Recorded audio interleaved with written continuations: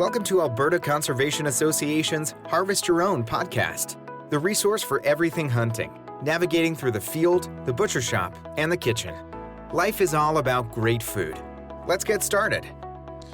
Welcome to the podcast. I'm your host, Brad Fenson, an avid outdoor enthusiast who has worked as a freelance journalist, photographer, and public speaker for over 3 decades. I have hunted, fished, and foraged all my life and hope to share my passion for the outdoors. Along the way, I want to encourage everyone to harvest wild proteins and enjoy the satisfaction of providing the next meal for your family.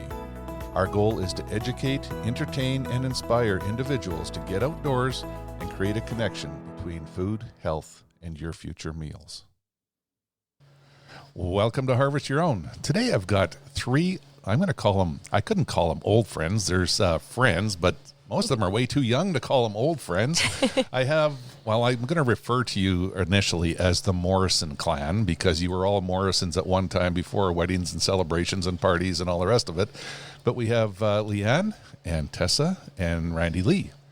And I thought it might be nice for you to introduce each other. It could be more colorful and, descriptive, maybe even provide a little more background if you did each other. Do you want to go first, Leanne? Which one of your daughters would you like to introduce? Sure. I'll introduce Tessa first since she's the oldest. Favorite child. Easy out. Yeah, easy out. Yeah. So Tessa, she's always been interested in everything that her dad was doing. And so she took it upon herself to go with him when she was very little. He had her in the tree stand first when she was just a year old. And she loved it, and she got hooked right off the bat. Randy, on the other hand, she also loves to hunt, but she's more like casual. Like we talk about her pajamas, and she just goes out and gets it done. Knows how to have fun. That's right. Yeah. Tessa, would you add any more description or things to help us understand who Randy is? She's the typical middle child, the rough and tumble, but also the get it done. She's the one that'll go in, what were you, 6 months pregnant with Emmett? And then 5 weeks postpartum. 5 weeks postpartum with Emmett, trudging through knee-deep snow and not complaining about it. Yeah. Too much, at least. Loving it. Right. Gotta feed the fam. That's right. What about you, Randy? Can you enlighten us about Tessa a little bit? About Tessa, she's great at backseat truck naps while we're driving looking. And, yeah. Well, that's important. Oldest child, put me on the spot. You always put the best spotter in the front seat. So if you're going to fall asleep, you should be in the back, right? That's true. Yeah. In the middle. Yeah. And tell us a little bit about your mom. Was she influential at all, or is it just your dad that took you out? No, Mom's always kind of the forefront also of the hunting adventures. She's also the one in the background making sure we're all prepared. She still to this day, even though we're all adults with our own children, making sure we're packing all our appropriate camo and needs and getting all the food sorted for us. So hunting trips are definitely needing Mom still, yeah. I understand. Your dad's not here right now, so I can say whatever I want, but I still recall the hunting trips when he was bragging about how Leanne packed all of his clothes and it was all neatly folded and in his little suitcase to get away. The rest of us tried to tease him a little bit, but he let it roll off his back for some reason. That's okay, because his last hunting trip, I forgot to pack him his pants. Well, Randy, you can always use your pajama pants. That's true. Right. Those are my favorite hunting gear. Yeah. That's the one thing I remember about you sort of hitting that early teen years when you could first get out hunting is you were casual, you were happy, you were proud of it, but more than anything, you were comfortable. Yeah. Yeah. So I've got multiple pictures of you in your Hello Kitty pajama bottoms and a camo coat, and away you go. I dress that way to go to the grocery store still. Well, I thought it would be a good talk for us to have to encourage other women to get into hunting, enjoy the outdoors, not be shy about it. I don't think any of you could be considered shy. Depends. Leanne, how did you get started in hunting? What's your background? Well, actually, it wasn't until I met Cam and moved out to Alberta, and he was a big-time hunter, and I always said I would never do it. But then I started going with them, and I just fell in love with going and stalking the animals. Yeah. Love being outdoors. Yeah. So how many years ago was that? 34. 34. And I know Cam's always been may as well let the cat out of the bag. His name is Cameron Morrison, in case you guys didn't know. But, back in the day, I think his favorite thing, and might still be, is moose. Well, it's probably his elk now, but in the old days, it was moose. And he spent a lot of time in pretty rough, rugged wilderness terrain and, had no quandaries about getting stuck or running out of food, or you'd sort of do whatever it is to be the hunter in the wilderness. Oh, yeah. He would still do that now if he could. So I don't know if that's the right word, but maybe you tamed him a little bit. Maybe. Randy's laughing a little bit. Was that the word you would use, Randy? What would you use? Sure. Or his injuries. Yes. Well, that's another story. That's a whole other podcast. I was going to say, that's another episode. Yeah. Let's talk about all the different stitches that Cam has had. So, the girls came along. Oh, and Travis, you got a son named Travis as well, who's an avid and very successful hunter and loves helping others. Love getting out there with Travis. But I've hunted with all of you and found success with all of you and quite enjoyed the outings. But it's, it's interesting because I run into so many people that don't have a family or friends to help mentor them. And even the ones that do, sometimes it's only the boys in the family that get to go along. Yeah. Like, is this special or should it happen to everyone? I think the outdoors is great for everyone. Absolutely. I was going to say, Dad always said, save a kid, take him outdoors. Yep. Yeah, and Tessa, you've got 2 young girls now. I do. Yep. And do you think they're going to be hunters? Without question. Sawyer, she'll be 3 in March here, and she's so stoked to go out hunting with us. She's been out a couple times, and it's all she talks about. So it's very interesting, the influence that occurs at a young age. I've got 2 girls as well, and they've always been involved since I could put them in the backpack and walk them down the trail, and they're keen. Like, it's part of who they are. It helps define us as a family. It helps them as an individual. Hunting is more than an activity. It is a lifestyle. absolutely. Yeah, and I think the Morrisons really portray that big time. So, Leanne, you came from a background much like my wife Steph, who didn't hunt, didn't know. Yeah. Have you embraced eating wild game? Oh, yeah. My favorite is elk, Yes. obviously. I'm not, I like the deer sausage and stuff, but I would tend to go more for the elk. Elk or moose? Yeah. Yeah. Yeah, pretty hard to beat. Randy, do you have a favorite? Elk meat. Elk. Everyone's like on the elk bandwagon. Yeah, I was going to say, I think we're all team elk. Yeah, and it's funny because different hunters go through different transitions in life where they might be an avid deer hunter and an avid moose hunter, and you sort of go through stages in life. But I think the elk's biggest downfall is that it is so good eating. Yeah. Yeah. Right? I mean, if a deer tasted like that, you'd hunt deer just as hard. Oh, for sure. Right? Yeah. There's no doubt in my mind. Yep. So, it's all pretty good. Do you guys remember sort of your first influences where you wanted to take hunter ed and get involved and get out there? I honestly, I can't pinpoint when it started because I was born in hunting season. So, hunting was from day one kind of bred into me, I guess, for lack of a better term. Yeah. But I remember one of your first hunts, and I wrote a story about it. And I also remember saying that, describing you, Tessa Morrison, who cut her first tooth on a moose smoky, which is probably pretty close to the truth. Yep. But one of your first hunts, was it the bear hunt?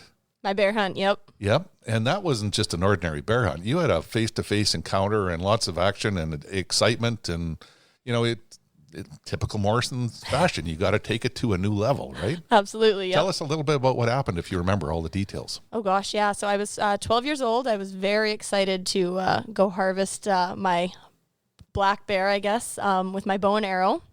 So I practiced for months pulling back to make sure I could pull it back and do it all properly. We went to a few baits, no luck or whatnot, and then the bait that we were successful on, so my dad and I walked in and there was already a bear kind of sitting at the bait that we spooked out when we got there. So that was already exciting, already get the heart pumping. We climbed up into our stand and eventually, the one bear came in.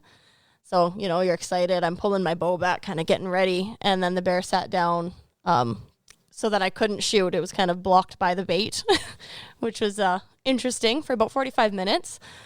And then all of a sudden, a second bear comes into the bait, and the bear we had been watching for 45 minutes shoots up the tree 7 yards in front of us. Face to face. Face to face. So, yeah, I took my shot, and we were successful, and yeah, the whole thing was exciting. Yeah, I remember it quite well. I'm not sure, was it the local paper that covered it, or one of the local reporters actually wrote in the local paper about you successfully harvesting a bear? Yep. The responses, though, weren't all favorable. No, yeah, it turned into quite the controversy. And right, which, I mean, it's sad that it happened, but it's also important because it gives us a chance to talk about hunting and what it really is. Yes. So people came after you, you know, how could you do this? And how could a family take their little girl out hunting? Yep. You know, you guys didn't turn around and hide from it. You met it face on. Yep. And I think that that's how more people have to be. And again, Morrison style, you're not going to be pushed around by anyone. Randy, you're a goalie. Does anyone get in your crease? No. Absolutely not. So when the local paper covers something and covers it as a positive story, an illegal activity, and encouraging youth participation and outdoor activities and all the rest of it, and then you've got some keyboard warrior that takes offense to it. Yep. Bloodthirsty sickos from the medieval days was a direct quote that still sticks in my mind. Yeah. And you know, that it does stick with you because it hurts.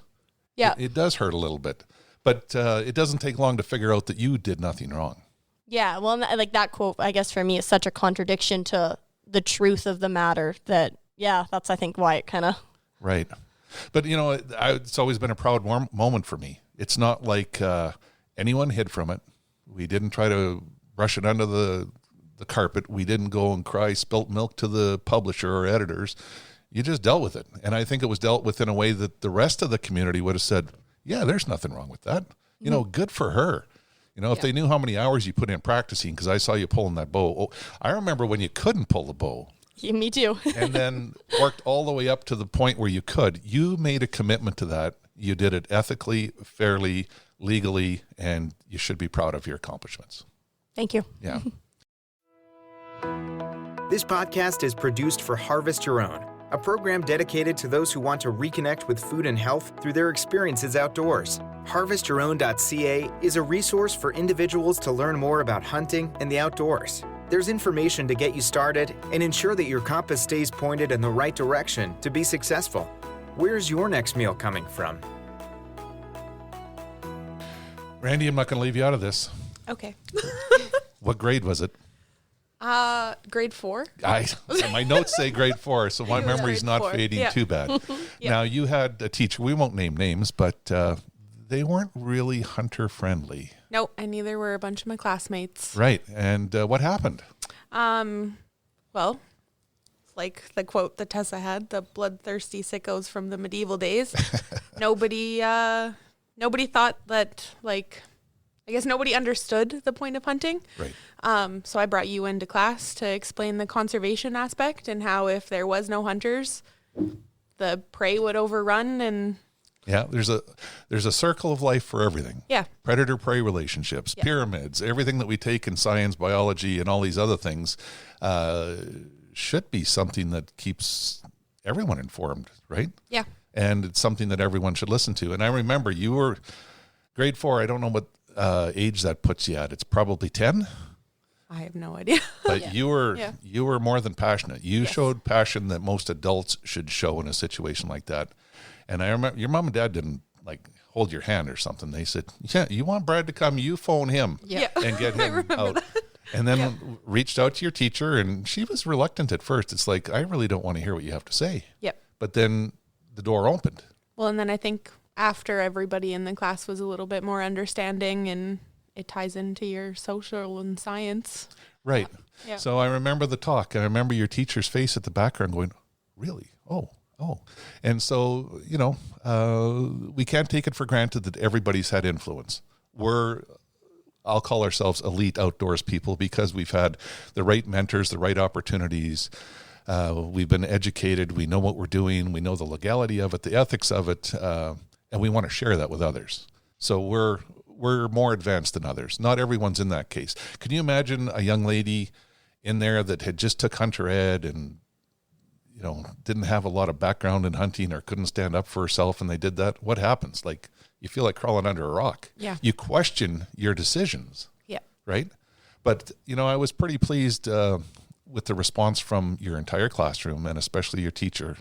she thanked you Yeah. for bringing Few me of in. those classmates now, I think, hunt. Right. So, again, it's standing up for what we believe in, showing up when we need to, Yep. and making a difference, not only for yourself, but for a community. Yeah. At 10 years old. Yep. Yeah. Still What did full you of think of all passion. that? Make Mom feel proud? Oh, yeah, I was proud, especially when she was trying to explain it to her classroom. And then she had the idea to call you and get you in there, and she did. Right. Yeah, it was an important trip for me too. I didn't know what to expect or what to encounter. I've encountered anti-hunters in different places, do talks at the sportsman shows, and every once in a while somebody sits down in the crowd to hear a talk, and they find out you're actually talking about hunting and they take offense to it. Well, maybe you should check where you're sitting down and what you came to see before you speak up. But you still have to deal with it in a positive way. And I think being a positive hunter is not overreact. Always keep cool, calm, collected. And it's interesting. We did a talk with Nathan Kowalski, who teaches psychology, and he said, if you encounter an anti-hunter and you need to deal with it, because often they're so opinionated you can't even get a word in. Start asking them questions about what they believe in, and try to look at things from their side, and it gives you more information and power to deal back or decide this isn't even worth debating right now.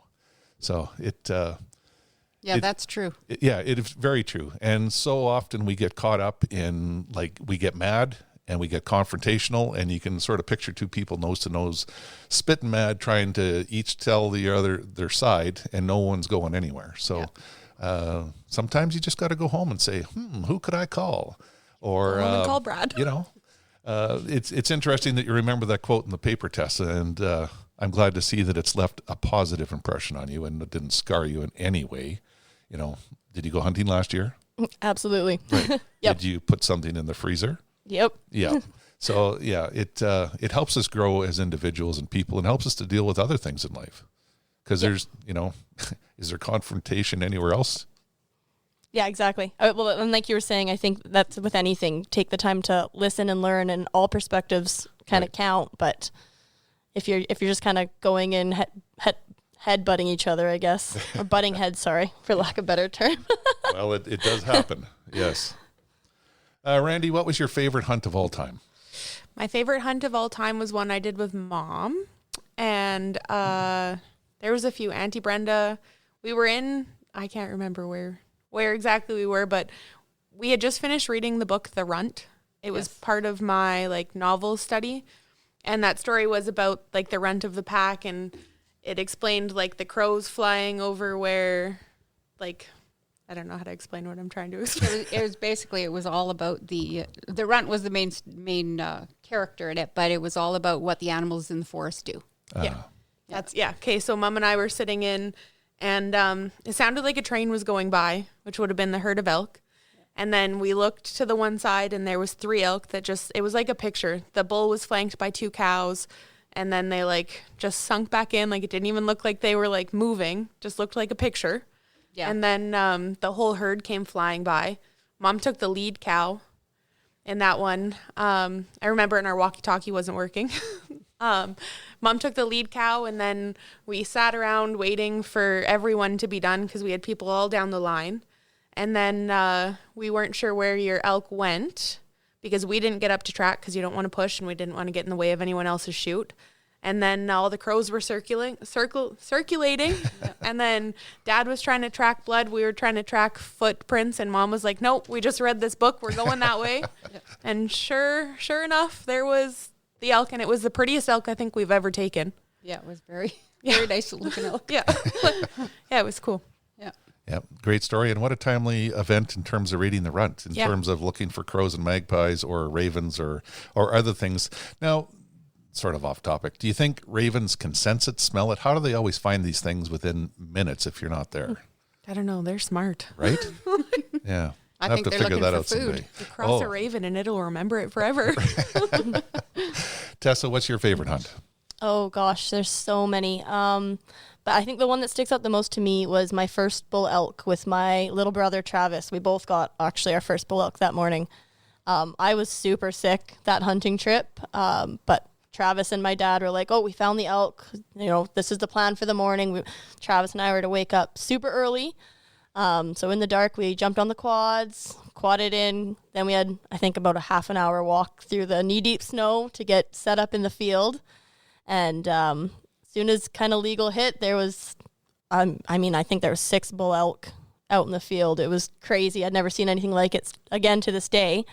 And we were both successful in our harvest there. And yeah, it was a pretty cool special. moment. Pretty Yeah, special. No kidding. Yep. Yeah. Leanne, have you got a favorite?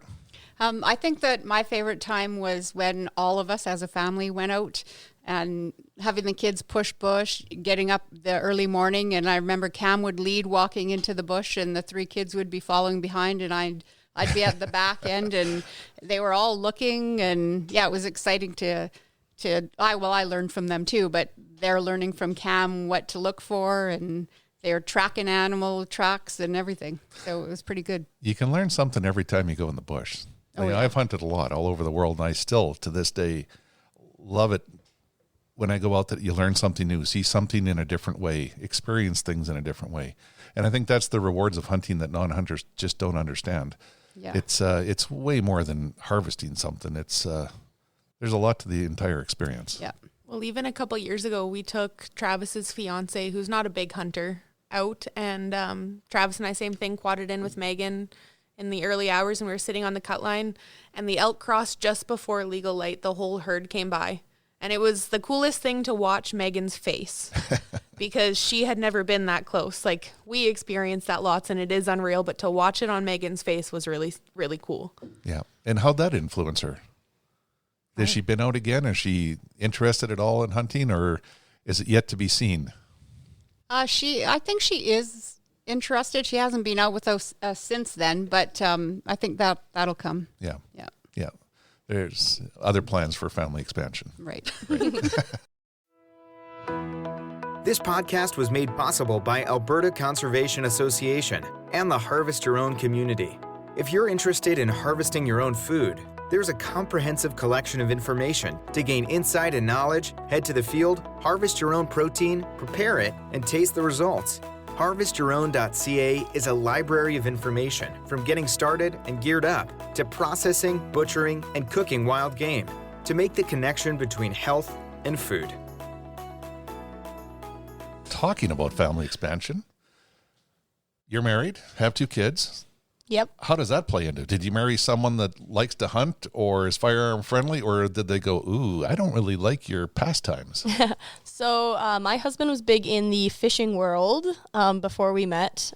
He was friends with my brother before, so Travis had kind of slowly introduced him into hunting to begin with. But since him and I got together, he has dove headfirst into the hunting world, and he is definitely a hunting addict now. So I'm very excited for kind of the future adventures, especially with our girls and what that's going to bring. It's funny how you can expand your influence within your family, right? Yep. And Travis is part of that, but you're a big part of it too, right? How many people get married and have friends that hunt, but they can't expand what they love because their spouses don't accept it or they have grief at home? Right. These things happen, and it could have been the other way too. You could have got married and someone didn't like the fact that you hunted and given you grief, but it worked out for the best for everyone. Right. Right? It never would have been a marriage. I was going to say, probably wouldn't have been a thing if he didn't like hunting. Well, that's a pretty strong statement right there too. That's a deal breaker. Yeah, but it's good, and I'm sure that's why your kids are going to be involved right from day one and have been. Your husband, though, is an avid shooter. Oh, yes. Right? Like, I always initially looked at him as more of an avid firearms person and ballistics and, the technical aspect of it. He loved it. He was good at it, good at it. And he's actually been able to train a few people that we thought are untrainable. Yes, he loves that. Yeah. So it sort of works hand in hand with these hunts. You get to hunt things and test everything in the field. Yep. Yeah. That's good. Randy, what about yourself? Well, my husband also wasn't big into hunting when we first met, but he's jumped right into it. And then I have 2 boys, so Emmett, my 3-year-old, can call a mad elk with just his voice. And then, my little guy, hopefully he follows suit with his big brother, but Emmett's excited to go out. We're supposed to be leaving here in the next week or 2. Right. You've started your own little traditions. You know, we touched on it briefly that when your first son, Emmett, was born, you had a cow elk license for a late season, and there's no way that you were going to miss that. No, not at all. So, you know, did people work with you to make it happen? Tell us a little bit about the story. The whole family came up. So Mom was on baby duty, and my stepdaughter was up there too with us, which was cool. That was also her first hunt. Yeah. So me, Travis, Braden, Tessa's husband, and Brandon, my husband, we all had a big walk to do. I was 5 weeks postpartum, knee-deep snow. We went in the morning, and you couldn't see the elk, but you could smell them. Yes, right. So then we walked in, and we sat for probably an hour before legal light.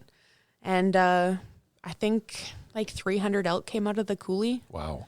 It was pretty cool. And then I got to truck back because they needed to walk further, and I came back, and then we had to go out later that day again.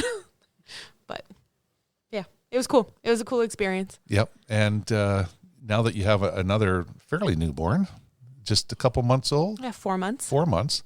Here we are. We are late season elk season again, and you happen to have a tag. Yep. And is it more important to go elk hunting, or is it more important to have your new son along with you as more of a family tradition that you're setting for yourself? It's more of the family aspect. Right. Yep. And where we go up to, a lot of those friends have turned into family for us. So I'm excited for them to get to meet Colt and hang out. You know, it's funny you say that because a lot of people that aren't hunters miss out on that. How many friends have all of us developed over the years from landowners and people we've met nowhere near where we live, but have become, like you said, family. Yep. You know, when they come to town, they come over for barbecues, they stay at your house. They're like an aunt, a brother, a sister, or just extended family that you never knew existed, but now you don't know what you do without them. Well, our Pop and Nan are from up there. Yeah. No blood relation, but they played a significant role in your life, though. Huge role, yep. Yeah. And continue to do so. Yep. Pretty good story overall. Oh, yeah. Yeah. Take it to the last part. Does everyone eat wild game? Oh, yeah. Oh, yes. Oh, yeah. And I mean, it doesn't matter what it is, whether it's ducks, geese, grouse, pheasants, you all have pheasant hunted. Yep. Yes. I won't eat pheasant, but You're allowed one off. And most of you, like I think as kids, I remember you shooting deer, moose, elk, bears. Tessa, you've pretty much done it all. Yep. And Randy? I have yet to shoot something with antlers. Okay. Because I'm picky. Minor. Yeah. You know, it's funny you say that because my wife, Steph, you know her. We got together. She didn't hunt, wasn't interested. She went along with me a few times. It was pretty interesting. She's a biologist, so everything we saw was intriguing and enlightening and, you know, one step further along. Yep. And we were married several years, and she said, you know, I think I want to try this, but I don't want to shoot anything with antlers. I'm like, perfect. Someone for the antlerless elk draw. Yeah. Yeah, I'm just picky. I want something I can put on the wall. Oh, that's a good reason. Yep. And you haven't starved either. No. You know, we're fortunate in Alberta to have so many opportunities and seasons and licenses that I don't feel one bit sorry for you having to eat cow elk every year. Yeah, no. It's not something I cry about at night, that's for sure. Yeah. Now, did Brandon grow up eating wild game? No. Brandon's mom still won't eat wild game unless I tell her it's beef. Okay. And then she loves it. Right. Just as long as she doesn't know. But how does he deal with it? Does he embrace it? He loves it. He does. Yeah. Yeah. You know, it's funny. You can have a mental block about it, but once you embrace it and try it, a lot of people have problems going back to eating domestic meats full time. Well, one thing I did learn is I am a meat snob based off of meat that Brandon thinks tastes good and meat that I think tastes good. Right. But yes, we'll account that to me eating the good wild meat and him eating I don't know what. You know, it's funny you say that because I'll say it again. Steph never grew up eating wild game. You know, we go to a steakhouse these days. What do you think she orders? Yeah, the biggest steak. No, crab cakes, because it's not elk steak. That's funny. It's funny, right? But it is. She says it's not elk, and it's not as good to her. Not that I, have anything against beef steaks. I still love a good ribeye steak done properly. It's fantastic. But it's funny how some people, when they learn how to cook and eat those super lean wild game meats, anything with fat in it is almost turning you off. So, That's exactly how I am. is it? Oh, yeah. Yeah. So I've talked to lots of people that are like that. But again, it's a good lifestyle. We're just fortunate to be able to have something every year. I know lots of friends in the States that don't have elk, moose, or anything else. They have deer and turkeys. That's all they have to shoot, and they still embrace it. But you have to shoot an awful lot of deer to add up to 1 or 2 elk. Right. Right? Fill your freezer. Yeah. What's your favorite wild game recipe? Well, I think that my favorite stuff is actually making the burgers and all the sausage and yes. stuff, and just knowing that we harvested the animal and then made all of it is, to me, that's Process great. ourselves. Process it ourselves. But you take it to the next level too. You don't just, hand pat some burgers together. You That's actually have an attachment for your grinder. Yep. You figured out the seasonings and sometimes mixes and binders and stuff that you like. Whether you need to blend any other types of things into the meat to have it hold together or add flavor or whatever. And then you pump out like 200 burgers at a time. Oh yeah, we just did that last week. We made just over 200 burgers. We made some maple jalapeno breakfast sausage, Right. which was great. So What yeah, else did we make? that's Donair? pretty Donair? impressive, and it's a good use of wild game. And I have people ask me all the time, there's no way you can eat that much meat. But when the regular family stops to think, what do we have for breakfast, lunch, supper, snacks, everything that you have, if you process your own game to do everything from your sandwich meats to your meat snacks to everything else, man, you go through a lot of meat. Yes, you do. Yeah. And especially if you'd rather have that to snack on than anything else. That's true. True enough. Randy, what's your favorite recipe? Well, my dad will tell you that I'm a great casserole maker. So I like to put ground burger and unstuffed peppers or shepherd's pie. Excellent. Comfort food. Yes. Yeah. Tess? I'm also like Mom, kind of the stuff we make. So cheese smokies, elk cheese smokies. Those are my favorite. Yeah. And I remember that from you as a little kid. That's why I wrote that in the story that time is I'm pretty sure you cut your first tooth on a moose smoky. Yep. Smokies, extra cheese. Yeah. But around home, you guys don't starve. I mean, the smoker's going, different cooking techniques, different rubs, different marinades. You embrace it and eat it any way possible. And most of it is delicious. Oh, all of it's delicious. Right.